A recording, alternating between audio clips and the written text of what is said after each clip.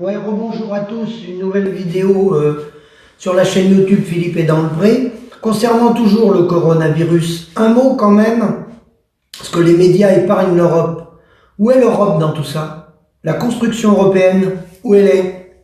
Monsieur Valéry Giscard d'Estaing, alors président de la République, nous disait « L'Europe c'est l'avenir pour nos enfants. L'Europe, elle commencera par l'euro, par la monnaie. Quand la monnaie sera en place, le reste suivra. On aura une Europe fiscale, on aura une Europe sociale. » Valéry Giscard d'Estaing, vous vous rappelez? 1974. On en est où dans le coronavirus avec la construction européenne? Alors un virus ne s'arrête pas aux frontières, a dit M. Macron. Non, il ne s'arrête pas aux frontières. Simplement pour gérer des crises. C'est les frontières nationales qui règlent les crises.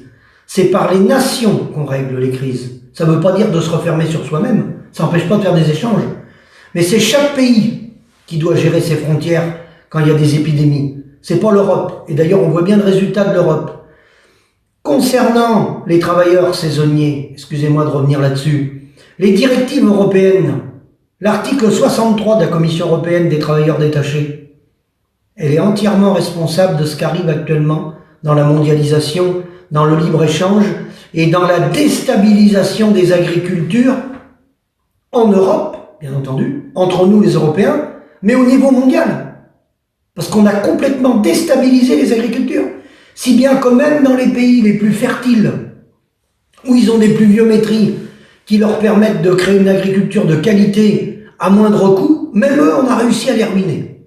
Donc on a quand même fait fort.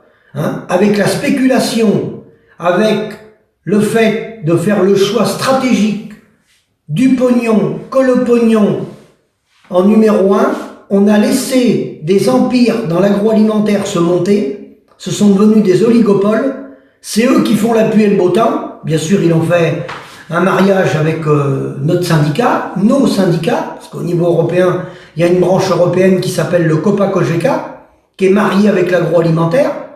Donc ces gens-là, ils ont réussi à ruiner les paysans sur l'ensemble de la planète. Bravo, bravo. Un très beau résultat, cautionné par nos chers amis politiques qui ont été au gouvernement depuis 30 ans et qui ont laissé faire. Donc, le paradoxe de ce modèle, c'est que les agriculteurs qui nourrissent le peuple, il y en a 3 par jour qui se suicident en France. Et je l'ai dit dans une autre vidéo, retenez bien ce chiffre, il est important. 25 millions d'agriculteurs indiens se sont suicidés. J'ai bien dit 25 millions. En 20 ans. Donc vous vous rendez compte des gens qui nous gouvernent, le niveau de compétence qu'ils ont. Hein, c'est peu dire. Et maintenant, ils voudraient nous faire croire qu'ils veulent revenir au local.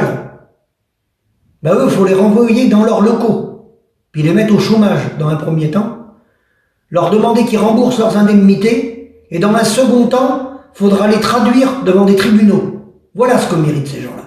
Je vous dis merci, et à la prochaine vidéo.